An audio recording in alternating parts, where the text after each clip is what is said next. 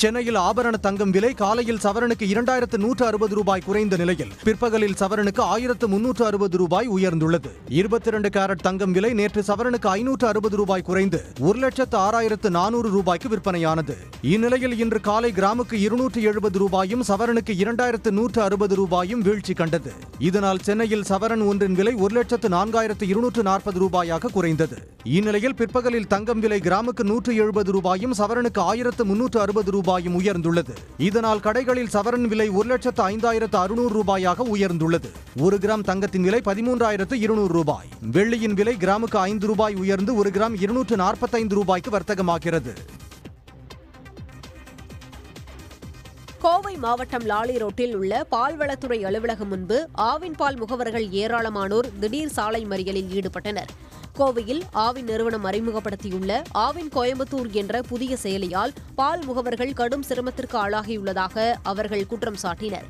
ஆவின் பால் பாக்கெட்டுகள் எவ்வளவு தேவை மற்றும் அதற்கான தொகையை செலுத்த அறிமுகப்படுத்தப்பட்ட செயலியில் பல்வேறு குளறுபடிகள் உள்ளதாக அவர்கள் கூறினர். இப்ப புது ஆப் வந்திலிருந்து ரொம்பவே மோசமானது. இப்ப நாங்க பணம் கட்டுவோம், ஆர்டர் ஆச்சா என்ன தெரியவே தெரியாது. கடைக்கு வச்சிருக்கிறாங்க, கடைக்கு வாடகை கொடுக்கணும், கரண்ட் பில் கட்டணும், எப்படி முடியும் நாங்கள்? அதனால எப்பயும் போல கமிஷன் வர்றது எங்களுக்கு அதான் வரணும். முதல்ல இருந்த மாதிரி நடைமுறைக்கு வந்தால் அது ரொம்ப சௌரியமா இருக்கும். ஆவின் மாதாந்திர அட்டைதாரர்களுக்கு பால் விநியோகம் செய்து வந்த முகவர்களுக்கான கமிஷன் தொகையை ஆவின் நிர்வாகம் நிறுத்த திட்டமிட்டுள்ளதாக முகவர்கள் தெரிவித்தனர். ஆனால் அந்த ஆப்ல பார்த்தீங்கன்னா இதுக்கப்புறம் உள்ள போகாது. எங்க பணம் கமிஷன் தொகை எவ்வளவு சுரண்டாலும் சரி, எங்களை என்ன பண்ணாலும் சரி, எங்களுக்கு எதுவுமே தெரியாது. எங்கள் பாலுக்கு பணம் கழிச்சிட்டு தான் கட்டணும் அப்படின்னு சொல்லி புதுசாக கமிஷனை கழிச்சிட்டு நாங்கள் பணம் கட்டணும் அப்படிங்கிற ஒரு புதிய முறையை கொண்டு வர்றாங்க. அது வந்தால் எங்களுக்கு மிகவும் வாழ்வாதாரம் பாதிக்கப்படும். ஆவின் பால் முகவர்களுக்கான மாதாந்திர கமிஷன் தொகையை நிறுத்தும் முடிவை ஆவின் நிர்வாகம் கைவிட வேண்டும் என அவர்கள் வலியுறுத்தினர். திண்டுக்கல் மாவட்டம் வத்தலகுண்டு உசிலம்பட்டி வழித்தடத்தில் அதிவேகத்தில் தனியார் பேருந்துகள் இயக்கப்படுவதாக பயணிகள் குற்றம் சாட்டுகின்றனர். வத்தலகுண்டில் இருந்து உசிலம்பட்டி பேருந்து வழித்தடத்தில் 20க்கும் மேற்பட்ட கிராமங்கள் உள்ளன. இந்த வழித்தடத்தில் இயக்கப்படும் தனியார் பேருந்துகள் நேரத்தை முறையாக கடைபிடிக்காமல் இயக்கப்படுகின்றன.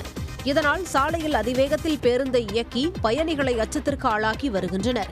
இந்த நிலையில் உசிலம்பட்டிக்கு சென்ற தனியார் பேருந்து ஒன்று அதிவேகத்தில் இயக்கப்பட்டதால் அதில் இருந்த பயணிகள் வாக்குவாதம் செய்தனர். அது தொடர்பான வீடியோவும் வெளியாகியுள்ளது. எல்லாருமே இது பண்ணிக்கிட்டு இருக்காங்க, இவங்களுக்கு மட்டும் இதா இருக்குங்க. பஸ் அவ்வளவு ஸ்பீடா போயிட்டு இருக்காங்க. அங்க பாருங்க, போலீஸ் ஸ்டேஷன் விடல இன்னைக்கு. இங்க பாருங்க, எல்லாருமே கேள்வி கேட்கறாங்க. இவங்க நான் இதுவா பேசிக்கிட்டு இருக்கிறாங்க. 40 நிமிஷத்துல நாங்க அப்படித்தான் போவோம்னு சொல்லி பேசிக்கிட்டு இருக்காங்க. அதிவேகமாக செல்லும் தனியார் பேருந்துகளை அரசு கட்டுப்படுத்தி பயணிகளின் பாதுகாப்பை உறுதி செய்ய நடவடிக்கை எடுக்க வேண்டும் என்று பொதுமக்கள் வலியுறுத்துகின்றனர். வாட்ஸ்அப் பயனர்கள் தொலைபேசி எண்ணை பகிராமலேயே சாட் செய்யும் வசதியை மெட்டா நிறுவனம் இந்த ஆண்டின் இறுதிக்குள் உலகளவில் அறிமுகப்படுத்த திட்டமிடப்பட்டுள்ளது. வாட்ஸ்அப் செயலியில் பயனர்களின் தனி உரிமையை பாதுகாக்கும் பல்வேறு அம்சங்கள் இணைக்கப்பட்டு வருகின்றன. அந்த வரிசையில் தற்போது ஒருவர் தனது தொலைபேசி எண்ணை பகிராமல் மற்றவர்களுடன் சாட் செய்யும் அம்சம் அறிமுகப்படுத்தப்பட உள்ளது. இதற்கு யூசர் நேம் எனப்படும் பயனர் பெயர் இருந்தால் மட்டுமே போதுமானது. இந்த வசதியை பயன்படுத்திக் கொள்ள விரும்புவோர் தங்களது யூசர் நேமை முன்பதிவு செய்து கொள்ள வேண்டும். இந்த வசதியை பயன்படுத்தும் ஒருவரின் தொலைபேசி எண்ணுக்கு பதிலாக அவரது யூசர் நேம் மட்டுமே பயன்படுத்தப்படும். யூசர் நேமை பதிவு செய்து கொள்ள வாட்ஸ்அப் செயலியின் செட்டிங்ஸில் வசதி ஏற்படுத்தப்பட்டுள்ளதாகவும் மெட்டா நிறுவனம் அறிவித்துள்ளது. பயனர்கள் தங்கள் தொலைபேசி எண்களை வெளியிடாமல் தொடர்பு கொள்ள வழிவகுக்கும் இந்த வசதி வாட்ஸ்அப் செய்தி பரிமாற்ற தளத்தின் தனியுரிமை சார்ந்த மிக முக்கிய மாற்றங்களில் ஒன்றாகும். கரூர் தொகுதி அதிமுக எம்எல்ஏ எம்.ஆர். விஜயபாஸ்கர் தனது பதவியை ராஜினாமா செய்த நிலையில் கரூர் தொகுதி காலியானதாக சட்டப்பேரவை செயலகம் அறிவித்துள்ளது. இதையடுத்து தமிழ்நாட்டில் காலியாக உள்ள தொகுதிகளின் எண்ணிக்கை 7ஆக உயர்ந்துள்ளது. முதலமைச்சர் விஜய் திருச்சி கிழக்கு தொகுதி சட்டமன்ற உறுப்பினர் பதவியை ராஜினாமா செய்தார். மதுராந்தகம் மரகதம் குமரவேல், தாராபுரம் சத்யபாமா, பெருந்துறை ஜெயக்குமார், அம்பாசமுத்திரம் இசக்கி சுப்பையா ஆகிய 4 பேர் அதிமுக எம்எல்ஏ பதவியை ராஜினாமா செய்தார்கள். அண்மையில் விராலிமலை தொகுதியில் போட்டியிட்டு வெற்றி பெற்ற அதிமுகவை சேர்ந்த சி. விஜயபாஸ்கர், கரூர் தொகுதியில் போட்டியிட்டு வெற்றி பெற்ற அதிமுகவை சேர்ந்த எம்.ஆர். விஜயபாஸ்கர் ஆகிய 2 பேரும் தங்கள் எம்எல்ஏ பதவிகளை ராஜினாமா செய்தார்கள்.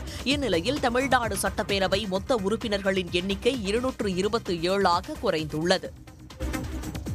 திருவாரூர் மாவட்டத்தில் கொள்முதல் நிலையங்களில் தேங்கியுள்ள நெல் மூட்டைகளை அரவைக்கு கொண்டு செல்ல வலியுறுத்தி மன்னார்குடியில் லாரி உரிமையாளர்கள் ஆர்ப்பாட்டம் நடத்தினர். மன்னார்குடி வட்ட லாரி உரிமையாளர் சங்கத்தினர் நகராட்சி அலுவலகத்திலிருந்து முக்கிய வீதிகள் வழியாக பேரணியாக சென்றனர். பின்னர் மன்னார்குடி வருவாய் கோட்டாட்சியர் அலுவலகம் முன்பு அவர்கள் கவனஈர்ப்பு ஆர்ப்பாட்டம் நடத்தினர்.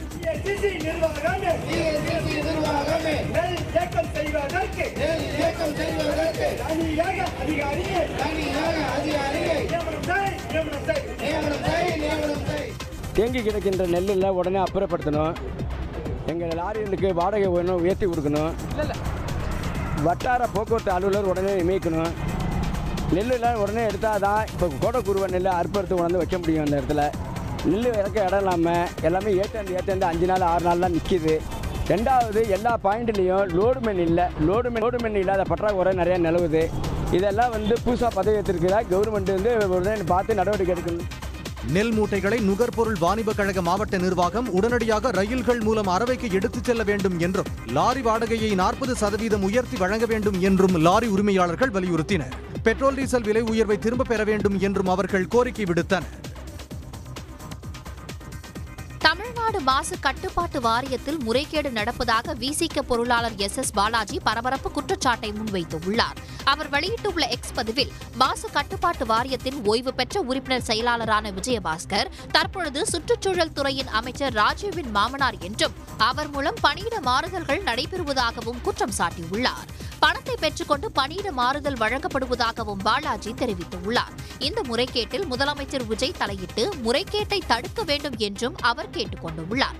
தாவேக அரசில் அங்கம் வகிக்கும் விசிகவின் பொருளாளரும் முன்னாள் MLAவுமான பாலாஜியின் இந்த குற்றச்சாட்டு ஆளும் கட்சியினரிடையே அதிர்ச்சியை ஏற்படுத்தியுள்ளது. பராசக்தி திரைப்படத்தை இயக்கியதற்காக தனக்கு வழங்க வேண்டிய சம்பள பாக்கி 8.39 கோடி ரூபாயை வழங்க கோரி இயக்குநர் சுதா கொங்கரா சென்னை உயர்நீதிமன்றத்தில் வழக்கு தாக்கல் செய்துள்ளார். சம்பள பாக்கியை வழங்கும் வரை டான் பிக்சர்ஸ் நிறுவனம் தயாரித்துள்ள இதயமுரளி படத்தை வெளியிட தடை விதிக்க வேண்டும் எனவும் மனுவில் கோரப்பட்டுள்ளது. இந்த வழக்கை விசாரித்த நீதிபதி குமரேஷ் பாபு டான் பிக்சர்ஸ் நிறுவனம் ஜூலை 8ஆம் தேதிக்குள் பதிலளிக்க உத்தரவிட்டார். அமைச்சர் சரத்குமார் பதவி விலக வலியுறுத்தி நாகர்கோவிலில் திமுக மாணவரணி சார்பில் ஆர்ப்பாட்டம் நடைபெற்றது. பொதுவெளியில் போதைப் பொருள் பயன்படுத்துவது போன்ற வீடியோ வெளியிட்ட அமைச்சர் சரத்குமாரை பதவி நீக்கம் செய்யக்கோரி திமுக மாணவரணி சார்பில் தமிழ்நாடு முழுவதும் தடையை மீறி நேற்று போராட்டம் நடைபெற்றது. அதன் தொடர்ச்சியாக கன்னியாகுமரி கிழக்கு மாவட்ட திமுக சார்பில் நாகர்கோவில் அண்ணா விளையாட்டு அரங்கம் முன்பு ஆர்ப்பாட்டம் நடைபெற்றது.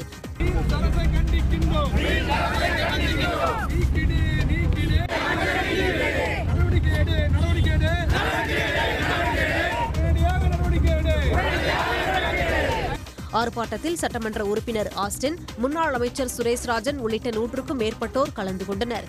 இந்த நிலையில் ஆர்ப்பாட்டத்தில் ஈடுபட்ட திமுகவினரை போலீசார் கைது செய்தனர். அரசியலில் அடியெடுத்து வைத்துள்ள நடிகர் ராகவா லாரன்ஸ் திருச்சி கிழக்கு தொகுதியில் போட்டியிடப் போவதில்லை என அறிவித்துள்ளார். சில வாரங்களுக்கு முன்பு அரசியலுக்கு வரலாமா வேண்டாமா என்று மக்களிடம் ராகவா லாரன்ஸ் கருத்து கேட்டார். அதன் பின்னர் அரசியலில் ஈடுபட முடிவு செய்த ராகவா லாரன்ஸ் விரைவில் எந்த கட்சியில் இணைகிறேன் என்ற அறிவிப்பை வெளியிடுவேன் என்றார். இதனிடையே விஜய் ராஜினாமா செய்ததை அடுத்து காலியாக உள்ள திருச்சி கிழக்கு தொகுதி இடைத்தேர்தலில் ராகவா லாரன்ஸை தாவேகா களமிறக்கப் போவதாக தகவல் வெளியானது. இதற்கு மறுப்பு தெரிவித்த அவர் வீடியோ வெளியிட்டு விளக்கம் அளித்துள்ளார். திருச்சி கிழக்குல தான் நிக்கலன்னு சொன்னேன், அதுதான் தர்மம் இல்லைன்னு சொன்னேன், வேற எங்கேயும் நிக்கலன்னு சொல்லல. நிற்போம், பொறுமையா அடி மேல அடி எடுத்து வச்சு அவசரப்பட்டு என்ன இது சீக்கிரம் வாங்கலாம் அப்படின்னு சொல்றேன். என்ன காய்கறி கடையா போய் வாங்குறது? இவ்வளோ நாள் நம்ம உழைச்சி காப்பாற்றி வச்ச பேரெல்லாம் ஒருத்தருக்கு போய் சரண்டர் பண்ணிட்டு அவங்களுக்காக உழைக்க போறோம்னா அங்க நம்மளுக்கு சீட்டு வேணாம், எதுவும் வேணாம், மரியாதை. கைவசமுள்ள படங்களை முடித்துவிட்டு எந்த கட்சியில் இணைகிறேன் என்பதை அறிவிப்பதாக தெரிவித்துள்ளார்.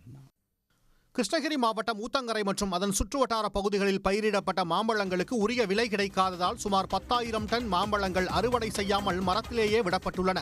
மாம்பழங்கள் விளைச்சல் அதிகளவு இருந்தபோதும் அதற்கேற்ற உரிய விலை கிடைக்கவில்லை என விவசாயிகள் வேதனை தெரிவித்தனர். மாவட்டத்தில் உள்ள மாங்கூழ் தொழிற்சாலைகள் 1 கிலோ மாம்பழங்களை 5 ரூபாய்க்கு குறைவாக கேட்பதாக விவசாயிகள் கூறுகின்றனர். இதனால் ஆந்திராவை போல் தமிழக அரசும் மா விவசாயிகளுக்கு நேரடி மானிய தொகை வழங்க வேண்டும் என வலியுறுத்தினர். 4 ரூபாய் நாங்கள் அறுத்து என்ன செய்கிறது? மா விவசாயிகள் விவசாயத்தை தொடராத செடிகளை எடுக்க வேண்டிய நிலைமை எங்களுக்கு இருக்குது. சில பேர் தற்கொலைக்கே போகிற அளவுக்கு கூட இருக்கு.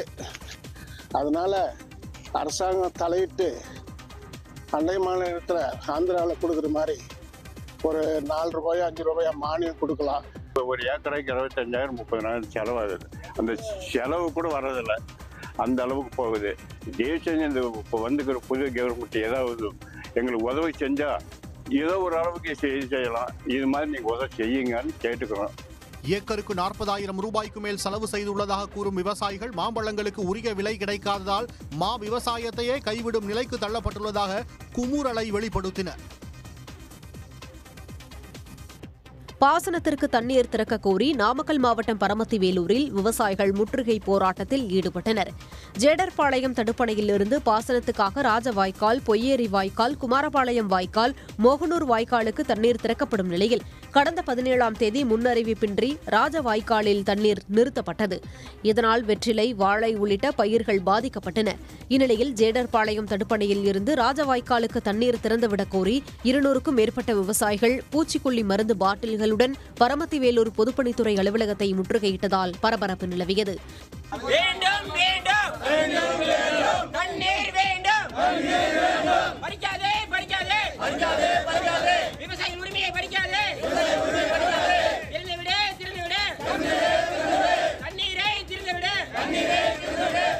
ஜூலை 3ஆம் தேதி அனைத்து வாய்க்காலிலும் பாசனத்திற்கு தண்ணீர் திறந்து விடுவதாக அதிகாரிகள் உறுதியளித்ததை அடுத்து விவசாயிகள் போராட்டத்தை தற்காலிகமாக கைவிட்டு திரும்பிச் சென்றனர். கூட்டுறவு சங்கங்களில் விவசாயிகள் பெற்ற பயிர்க்கடனை முழுமையாக தள்ளுபடி செய்ய கோரி திருச்சி மாவட்ட விவசாயிகள் முற்றுகை மற்றும் மறியல் போராட்டங்களில் ஈடுபட்டனர்.